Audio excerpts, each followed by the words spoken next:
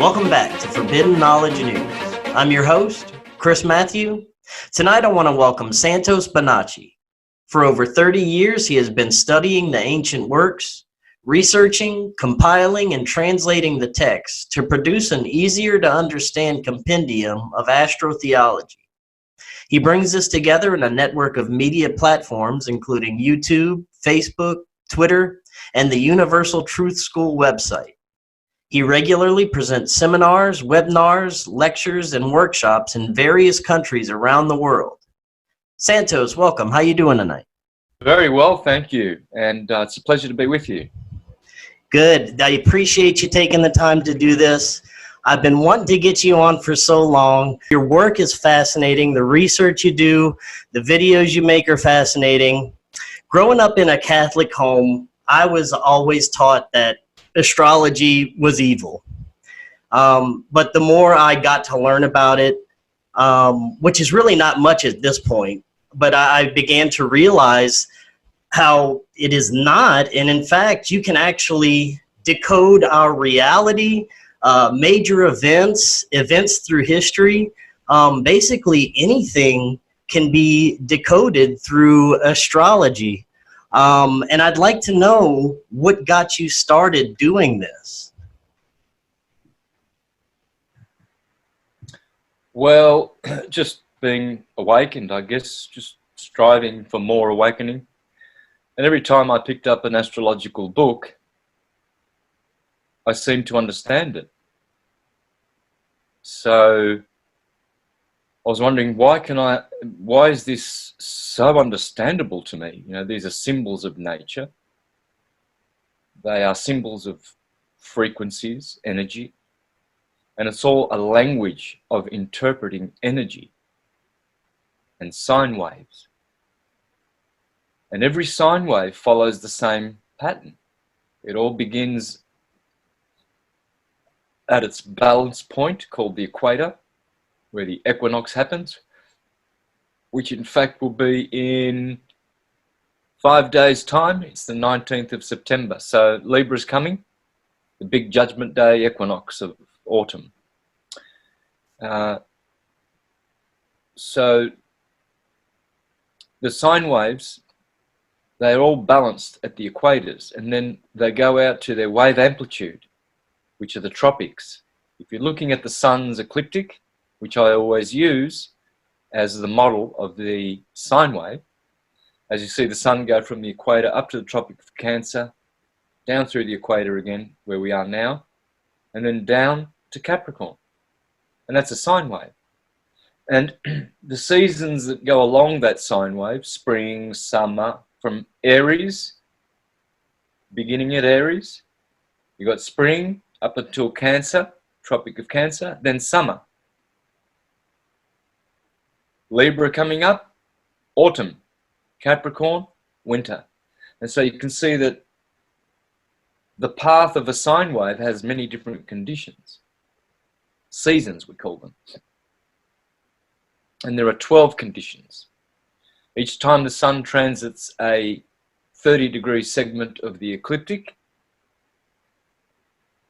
it changes its frequency. There are 12 frequencies that it rounds out in its yearly course. 12, from Aries to Pisces, every year. This is why the ancient calendar was always pinned to the equinox, March 21st. And then you wait 10 days, March the 31st comes along, New Year's Eve. And you celebrate New Year's Day on April 1st. But see, the Romans took over the world with their calendar, secularized the calendar, shifted it from Aries and brought it down to Capricorn at the summer solstice.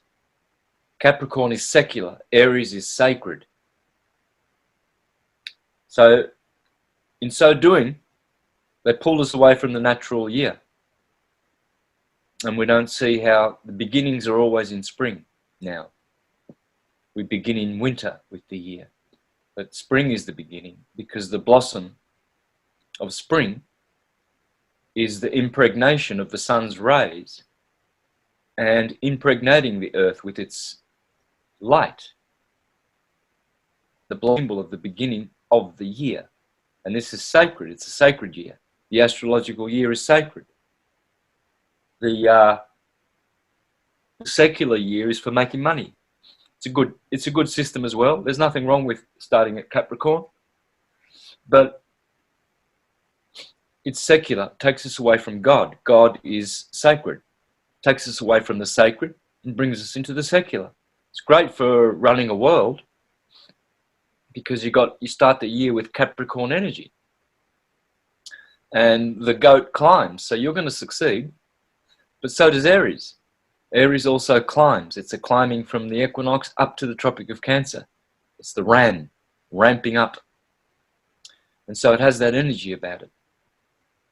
And all the different signs have their frequencies. Taurus has a solid frequency. Gemini has a gas frequency. Cancer has a liquid.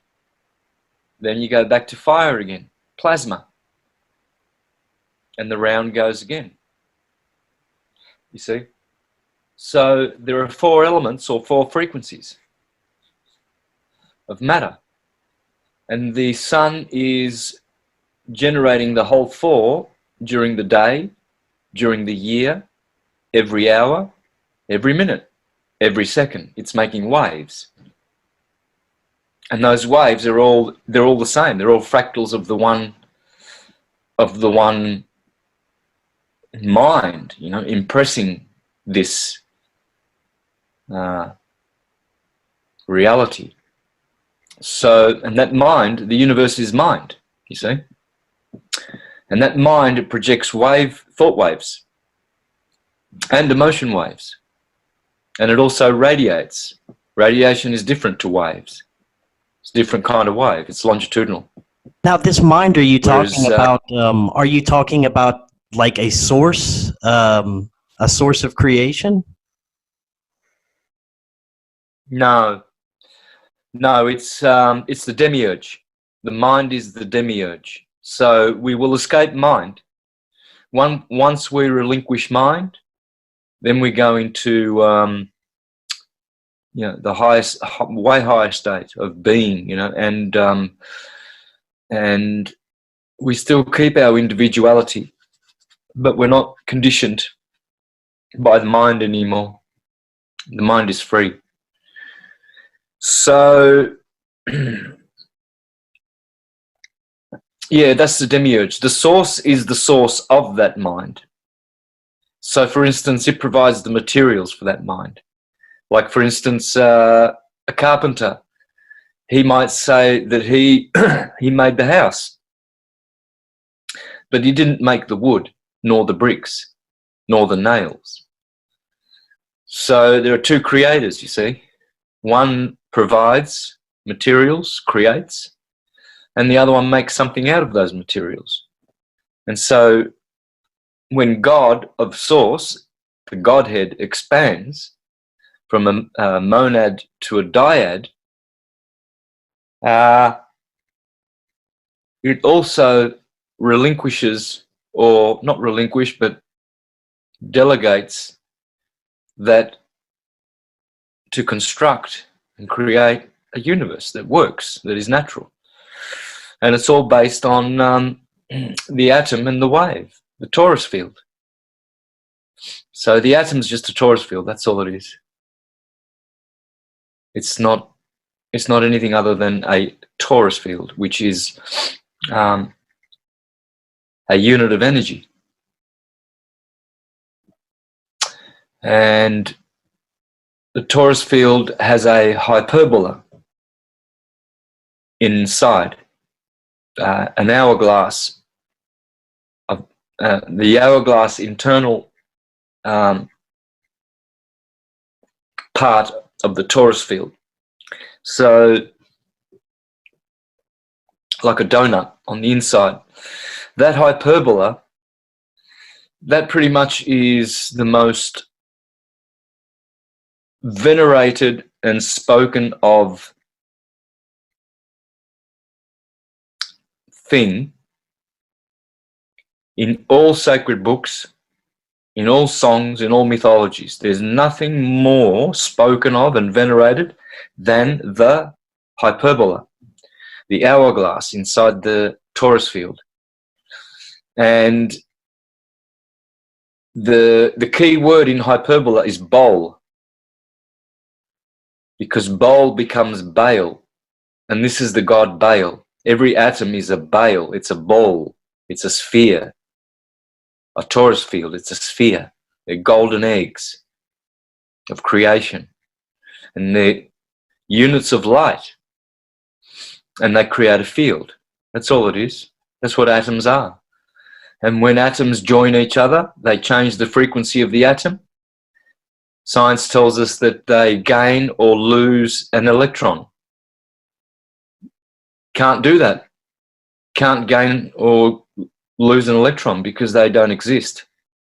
Even the guy who discovered the electron, J.J. Thomson,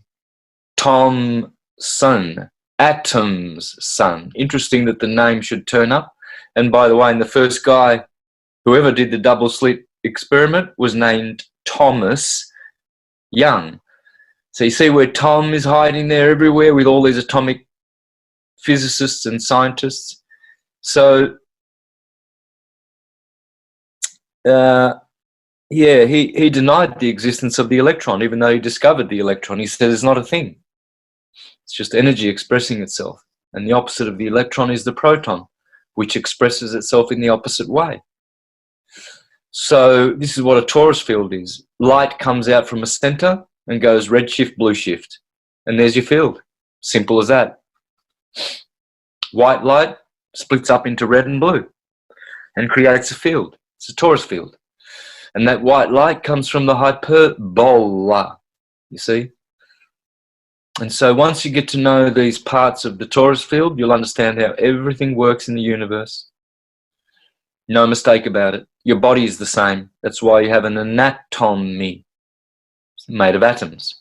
And why you have a torso. It's a torus field, which gives you an aura, which you would call a tora.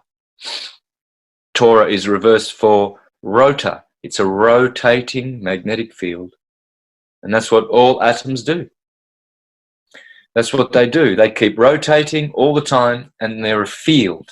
You see, that light makes a field. When you learn astrology, you learn about energy and how to utilize energy best and how to harvest it at the right time. So 6 to 8 every morning is the energy of Aries. That's how you're going to get to know the energy of Aries. Every morning, 6 to 8. Bang. Sun rises. Aries arises. It's the same word. Aries is about rising. It's the first sign. Astronomers know that right ascension of meridian begins at 0 degrees Aries. That's where everything begins. Then from 8 to 10, you've got Taurian energy, earthy, solid. Aries is fire, plasma, bang, wakes you up in the morning, energizes you. Get to work. Taurus, solid, hard working, 8 to 10. And also you have a mid-morning break. We call smoko in Australia. We have a smoko, and you have a sandwich or something, a coffee, and then you go back to work around 10. Gemini, air, gas. You know, it creates a communicative, vibrant energy, very energized, very electric. And you need that before 12. Cancer kicks in. Cancer, water, the stomach. You eat, you have lunch. It's that midday peak. Every time at midday, Cancer turns up, 12 to 2. Then Leo, 2 to 4, the lion of summer. And it harmonizes with the hottest part of the day, 2 to 4. Virgo, earth, mutable earth, decline of the sun, sun setting. Libra, always at the sunset, always. As soon as the sun sets, bang. It's in Libra, 6 to 8. And in Libra is a deacon called Lupus, the wolf of night.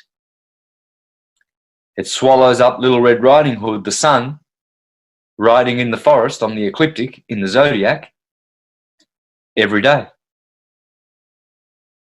And that's Libra, the scales of justice, judging the sun as it judges it to go down to its death, down to its peril in the darkness. Where does the sun go? You know, why is it hiding from us in darkness and leaving us so our eyes can't see? These were what mythologies were based on, this concept of light and darkness. Scorpio, 8 to 10. That's usually the time when romance begins in the evening, and Scorpio is water, emotions, the generative system, sexuality. 10 to 12, Sagittarius, fire, the 9th sign, you know, inspiration to, you know, rekindle the fires before you go to sleep. 12 to 2, Capricorn, Saturn, darkness. Aquarius, and earth, very earthy, solid sleep, good time to be sleeping. Aquarius, mental energy, good time to be awake meditating, 3 o'clock, 2 to 4. 3 o'clock's the witch's hour. Best time to wake up, meditate, you'll have magic. Then Pisces, water, 4 to 6. Cold, the coldest part of the day. Mutable water, change. And then Aries arises again anew the next day. And that's the best way to understand, the very best way to understand all the signs of the zodiac. Remember, Aries starts at 6 in the morning, rising. Register that energy, capture it, know it, and know that when you need that morning energy, you need Arian energy. When you need to do hard work and solid, Taurian. Do it between 8 and 10. When you need to communicate, write letters, travel, 10 to 12, best time of the day. When you need to eat and rest and give your stomach and your body a good rest, Cancer.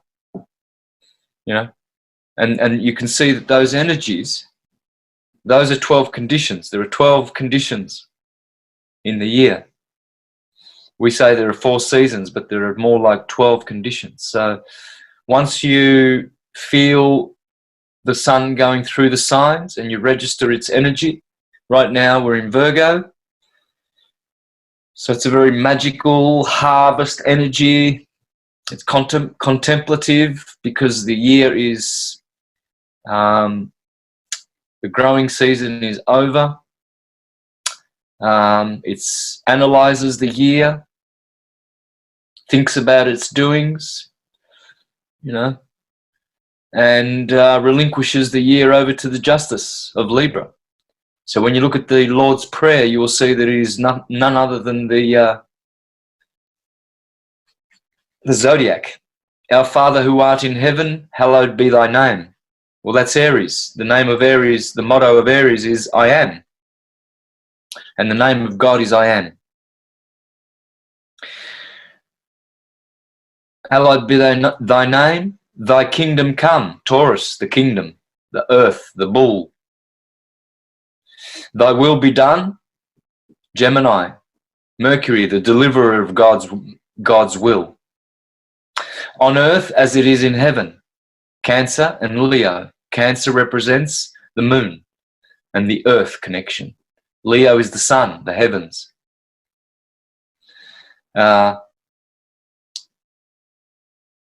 Give us our daily bread. Virgo, the bread basket. Now they're out there in the beautiful, rich, golden grain harvest, collecting all the wheat for the bread. Libra. Forgive us our debts as we forgive others. Settling the accounts. Libra is all about forgiving. When you come to these signs of the zodiac, you offer those contemplations. Scorpio, deliver us from temptation. Remember? Sexuality. Scorpio is all about the generative system, etc.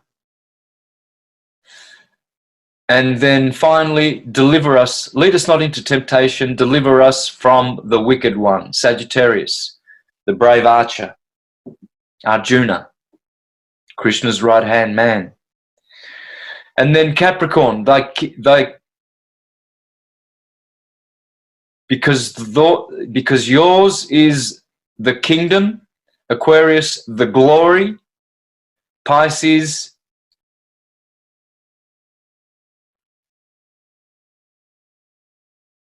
I'll have to pull it up, I forget now, but it's around, it's out there.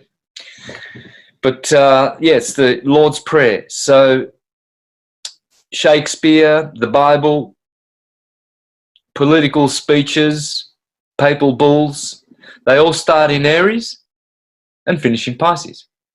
There's one main thread. And then within that thread, they've got little waves embedded. And they'll do subcycles of the zodiac. Everything you do is that. Every day is that. From the moment you wake up in Aries. And when you go and lie your head down, you finish the day in Pisces. It's a cycle. That's the only thing cycles do. It's the only thing waves do. Waves don't do anything else other than go through 12 conditions, wave amplitude, wavelength, frequency, etc. Over and over again. We always say it's it's the vibratory world. It's a vibration. Well, it is. Electricity is a vibration. Magnetism is a radiation. It makes sense why the powers in control would want to suppress this information, because they're trying, seems like, they're trying to make everything unnatural nowadays. They're trying to keep you from getting to know who and what we really are and the powers that we possess within ourselves and our own energies. It seems like they're trying to suppress that, and that's probably why they make us look at astrology as evil. Would you agree? Yeah, the reason why astrology is stigmatized is for necessity. They can't afford for people to be awakened to understanding energy and the whole universe and virtually everything. Astrology has all the answers and can accurately predict the future, most accurately tell what happens in the past or has happened in the past. It's the most complete and holistic divinatory system for all knowledge. You can learn about your body, your body's weaknesses and strengths. It's all in there because it's all like a electrical circuit board. That's what astrology does. It maps out your circuit board and shows you where, organs are strong or weak. Why do people have bad hearts, poor, weak minds, liver toxicity? It's all in the chart. I've seen it many times when I do readings for people. I do the medical part as well and look at that, and you can actually pinpoint by degree certain ailments. And I've picked out many times the physical weaknesses of the individual, the querent, and it's always successful. It's always successful, and it's just incredible how astrology always is reliable. It's up to the astrologer to be competent and make it worthy of its science, because the only fault with astrology is the astrologer. Now, the astrologers. How do the planets in our solar system and the energies from the planets, how are they integrated into astrology? Could just help us understand how that kind of works. Well, the 12 signs on the ecliptic, they There are 12 passive energies. And the 7 planets, or the 9 or the 10, if you include Uranus, Neptune and Pluto, you get 10, and you can include Rahu and Ketu. There's many ways of doing it, but let's stick with the 7 visible planets because they're the ones that the Hindu system uses as well, and many systems only use the 7. So they would be all different specializations of energy that are active. And as they go through the signs along the ecliptic, they interact with the energy of the sign. So, for instance, the sun in Aries, beautiful, loves it. The sun is hot and dry. Aries is hot and dry. Fire plus fire, beautiful. When the sun comes into Taurus, it has a different frequency, you know, and it's singing a different song. It's all about sound, and it changes its tune, you know, and things start to grow, you know, because of the bull and the energy of the bull and earthiness. You see the plants that you've planted in, you know, in Aries, or the fruit that was blossoming. Now you see it really growing. So those planets. Now Saturn doesn't do well in Aries. Saturn is cold and dry.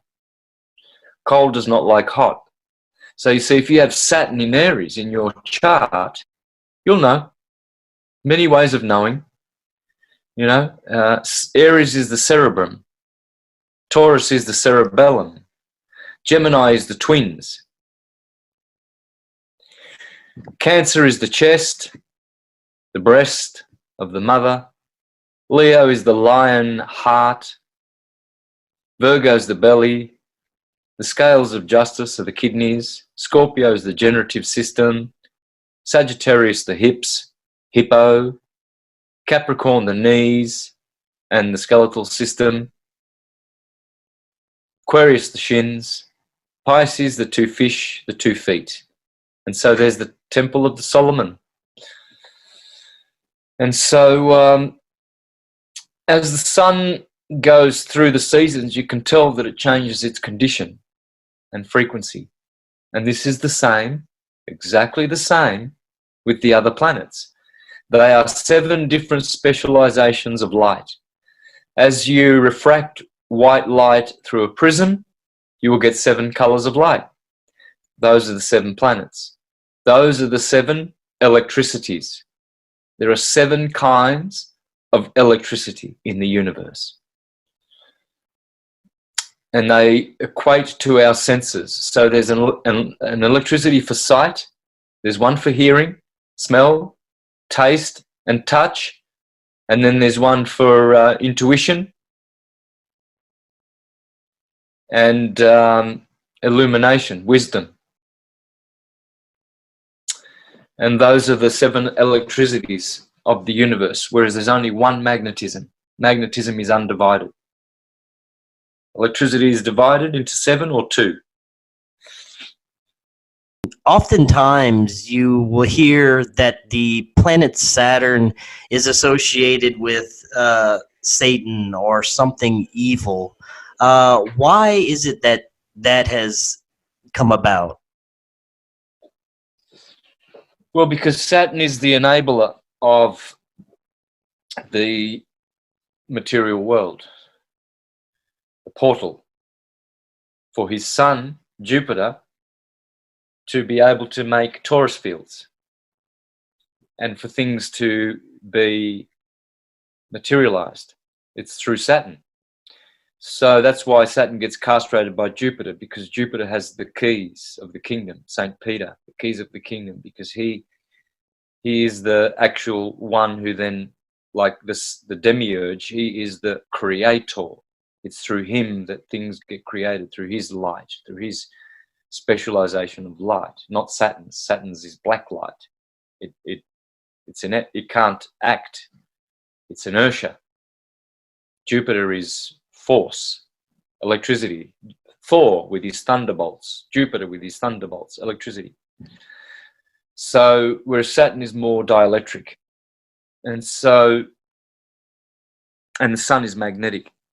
But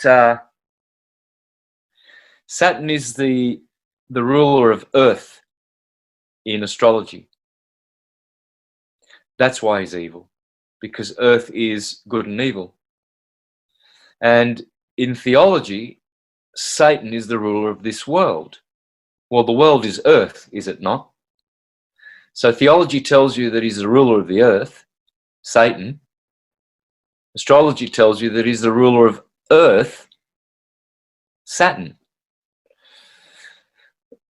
And of course, Saturn is also Joseph, the foster father of Jesus. You see, this castration problem keeps recurring. Joseph, it means father Seth, and Seth, that's Saturn. So it's telling you, even in the Christian Greek scriptures, that Jesus is Jupiter Zeus, Jesus. They're one and the same. One thing that I would like to understand better is you speak of planets like, they're conscious entities. And I'm wondering, are they actual conscious entities? Were there actual gods, actual conscious entities that we were interacting with? Or are they just archetypal energies used to represent these gods?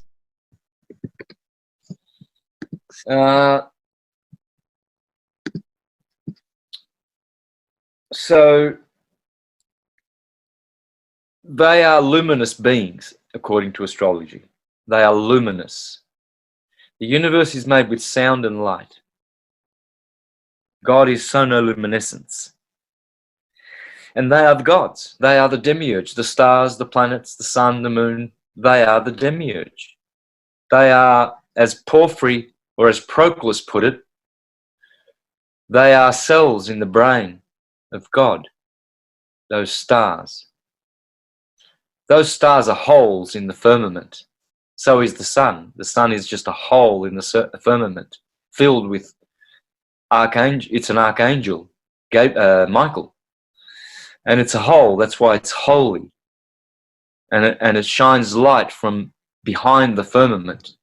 The sun is the portal of light, the light giver, because it opens a wormhole, a holy wormhole, into our material world.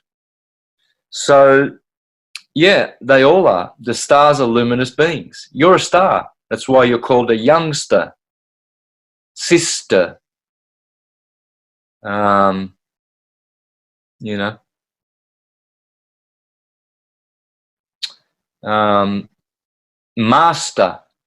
You don't want to be a monster. You see, all these words with star on the end of them, indicating that that's what we are. We're either masters or monsters. So, and the word star is the same as the word start. We began our journey at the start as stars, you see? And we go back to the black light where there is no lack. You see, and stars are both black and white. They've got the backside is black, but what we see, that light, is white because they're portals of light. We don't see the back end, but they are both black and white. And black light is dielectric and white light is magnetic.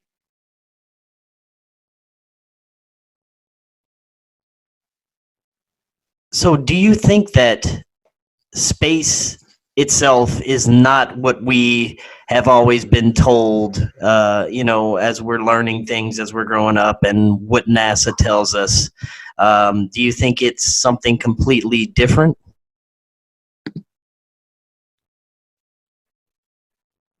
Yeah, there is no space. Everything is filled.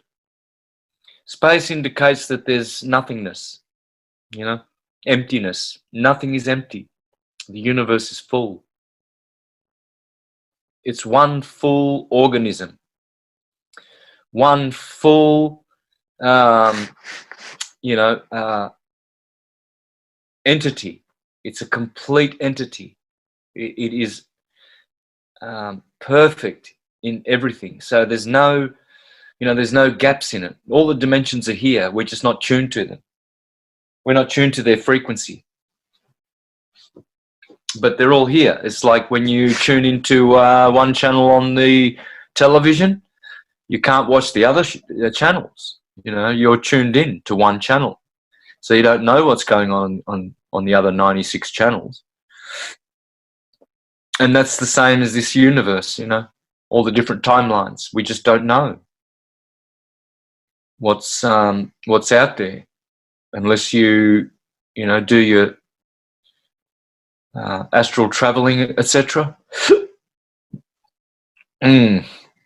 Now, do you think that our individual consciousness is just part of one larger consciousness split up into billions and billions of separate consciousness?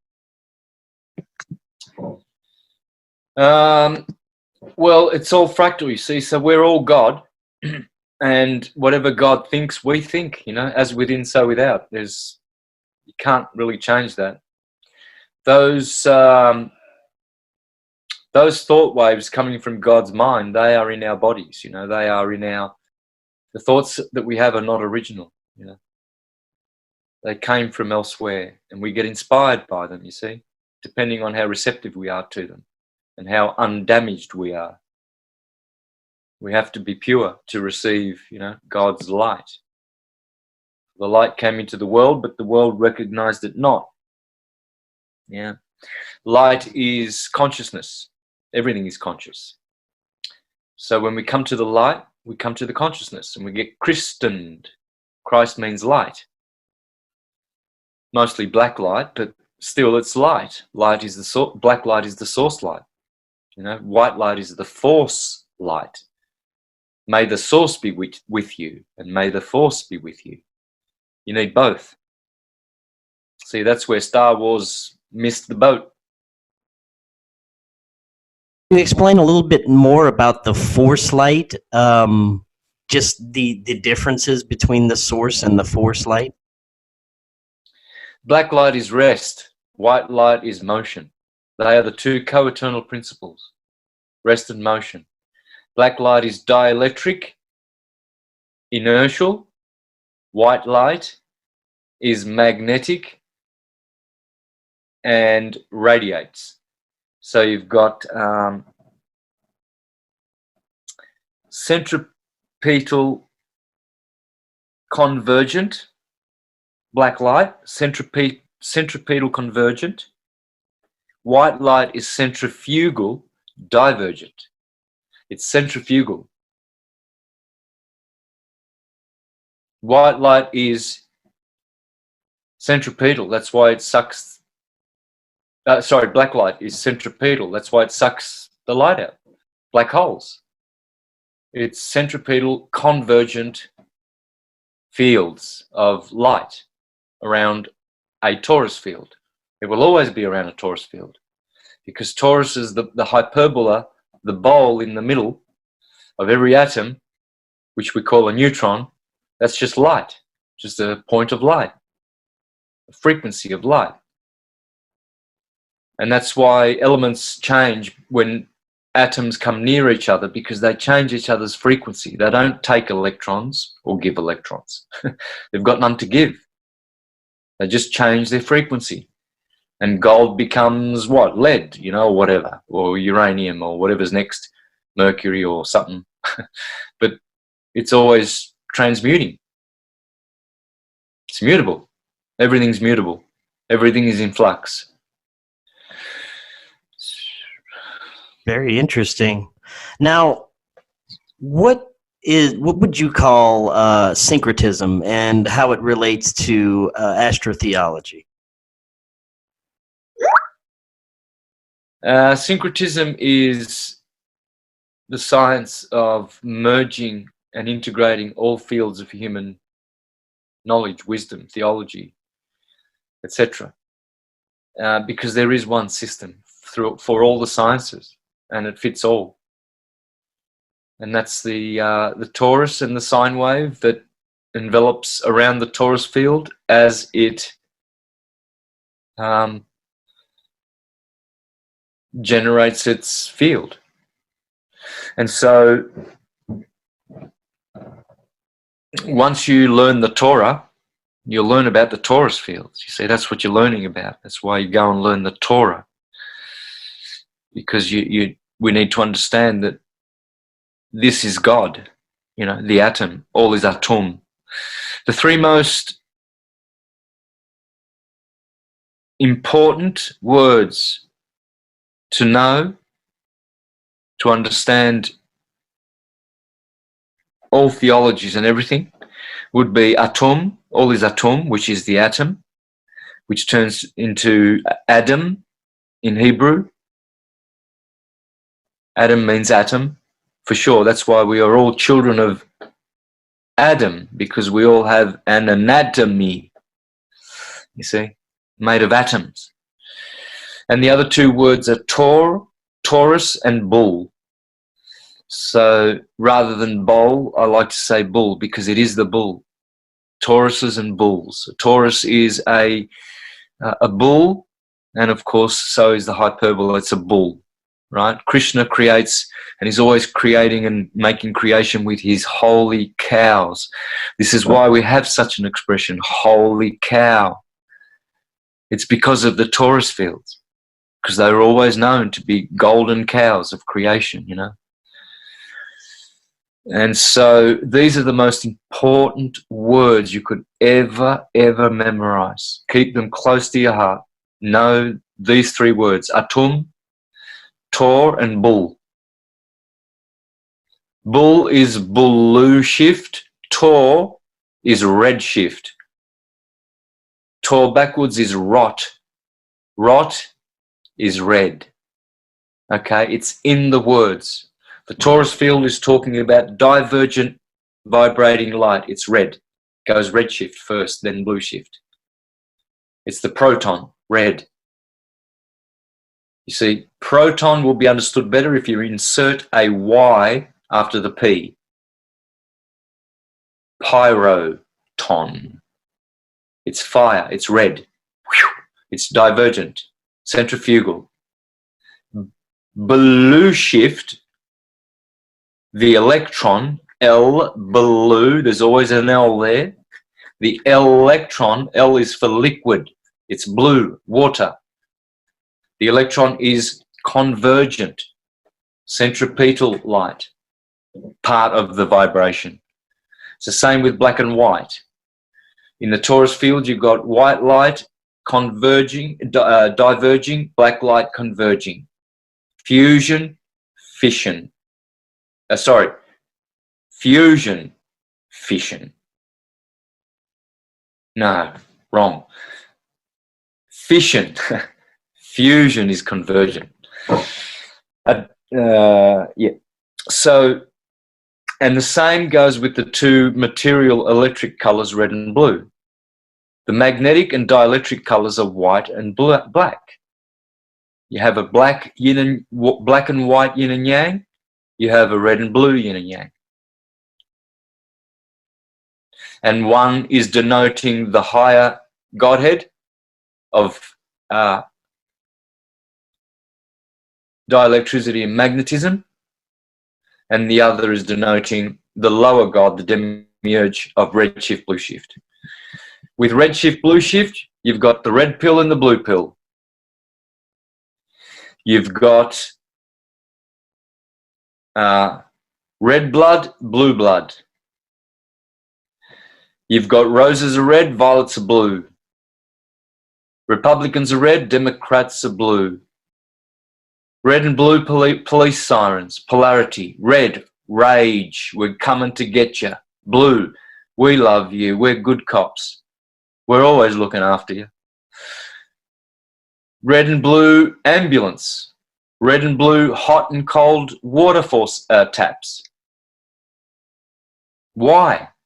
Because red and blue, red shift, blue shift, denotes the vibratory world. It's polarity. All atoms, all torus fields are red shift, blue shift. Look at your torso. Remember we said torso is Taurus? Well, at the top of the torso is a blue chakra. At the bottom of the torus torso is a red chakra. Even your torso knows the science. That's what syncretism brings. It brings this beautiful knowledge of understanding energy. And it seems that magnetism is an extremely important and large part of our, I guess, our reality here. Would you agree? Yeah. Yep, it is. It's our reality is based on a spiritual a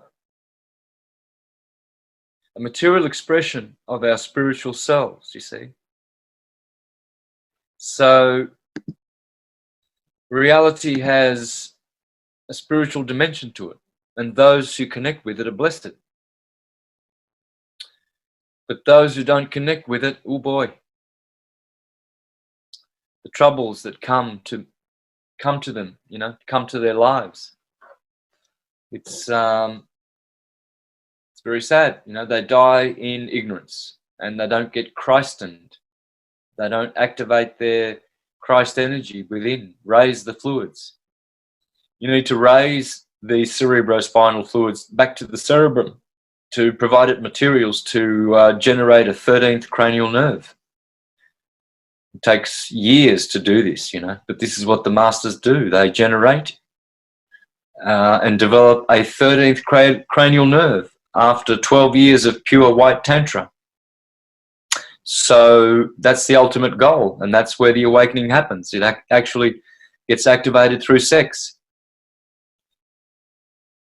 Now, you always hear different, I guess, New Age sects and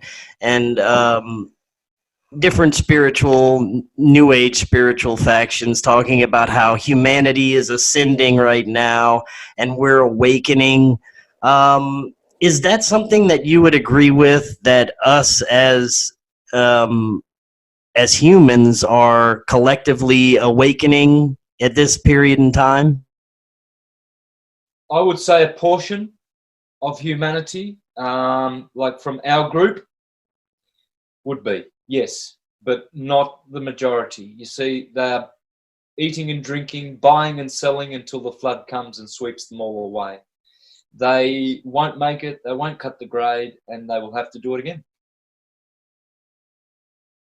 Do you think that we are actually headed to another great cataclysm eventually that will be essentially like a reset for humanity?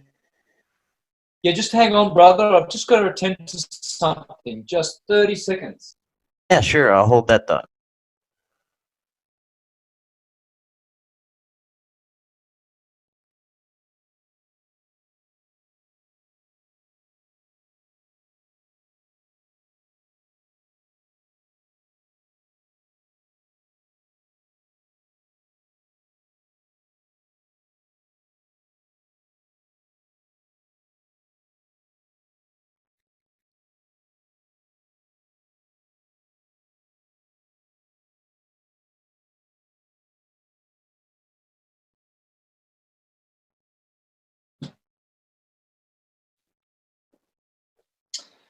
Yeah, excuse me for that. That was something I had to attend to real quick and That's urgent. no worries.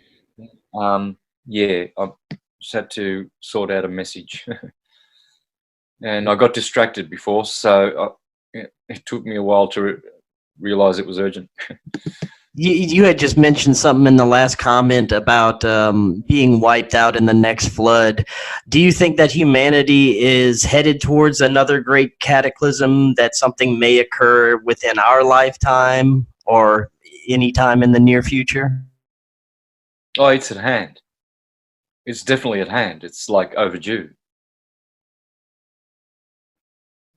So it will be devastating for the masses that are on the road that is broad and spacious and leads to destruction. But it will be everlasting glory for the ones who walk the path. And the path is yeah, it's difficult path, but you know, it's the only one that brings everlasting results, and it's got to be done. You know, you Now, can't go. well, now speaking of this path, I thought a good note to end on is, I guess, if people are just not waking up to everything and they want to explore the path of astrotheology and just to get to know who and what we are better, what is your advice on where they should start doing this and how they could start doing this? You've got to have an open mind, and you know, look into things and study, learn, click on a few videos. It's only knowledge. You know, it can't sway you and your convictions unless, you know, it's rational and it's reasonable and it makes sense, you know. And astrology does make sense. It's a pure science. It's a language. You can't debunk astrology, like you can't debunk English. English is a language. It's non-debunkable. It expresses itself. And that's the same with astrology. You can't debunk languages like music. You know, you can't say, oh, music's a pseudoscience. Just because you play one genre and someone plays another, you know. There's many ways of playing astrology, like there's many styles of music and instruments.